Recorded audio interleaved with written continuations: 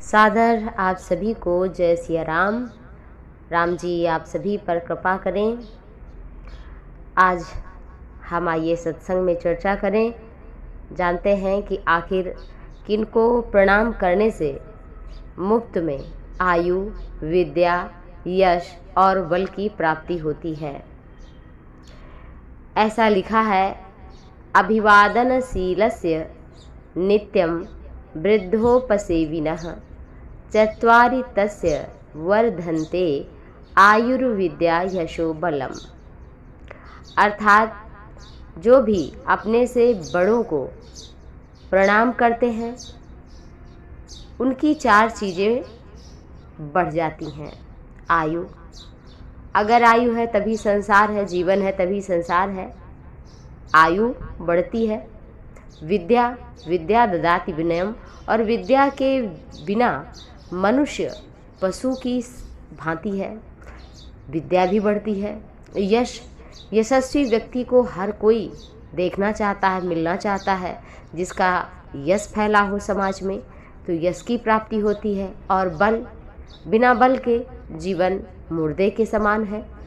तो ये 4 चीज़ें जिनकी हमें अति आवश्यकता है, आयु, विद्या, यश और बल, इन 4 चीज़ों की स्वतः ही वृद्धि होती है। शास्त्रों में तो यहाँ तक लिखा है, गीता में, विद्या विनय संपन्ने ब्राह्मणे गविहस्तिनी सुनिचैव स्वपाके च पंडिता समदर्शिनः। अर्थात ज्ञानी महापुरुष जो विद्या विनय से युक्त है, ब्राह्मण है, चाहे चांडाल है, चाहे हाथी है, चाहे गाय है, चाहे कुत्ता है, सब में समान परमात्मा को देखो और सभी को दंडवत प्रणाम करो। ऐसा शास्त्रों में लिखा है, ऐसा गीता में लिखा है।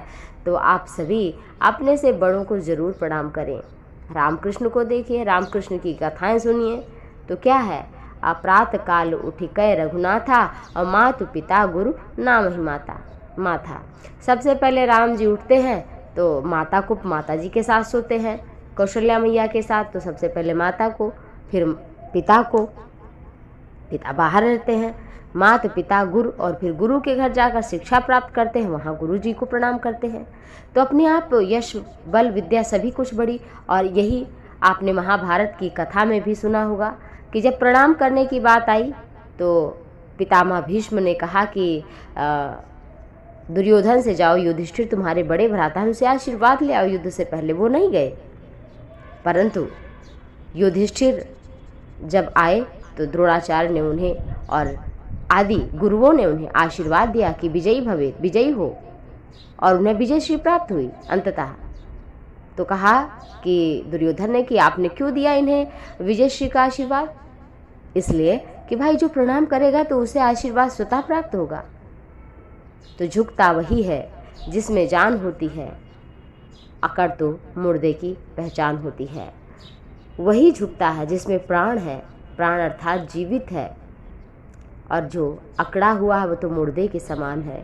मुर्दा जैसे अकड़ जाता है, चाहे उसके सामने कितना रो, कितना गिड़गिड़ाओ, कितना चिल्लाओ, कान गला फाट जाए, कान किसी का फट जाए, इतना रोएं आप, लेकिन क्या कभी उठेगा मुर्दा? क्यों? वो तो अकड़ गया है। इसका अर्थ है जो झुक रहा है वास्तविक में वही जीवित है, उसी में प्राण है। परंतु जो नहीं झुकता उसमें जान नहीं, उसमें प्राण नहीं, वो निर्जीव के समान, मुर्दे के समान, शव के समान। तो अपने से बड़ों को प्रणाम करें और उनसे आशीर्वाद ग्रहण करें।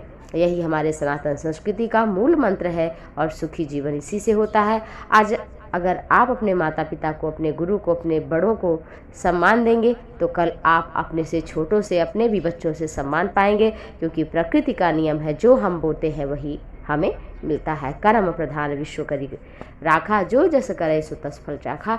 इसलिए परमात्मा का ध्यान करें, अपने जीवन को धन्य करें, शुभ कर्म करते रहिए। जय सिया राम।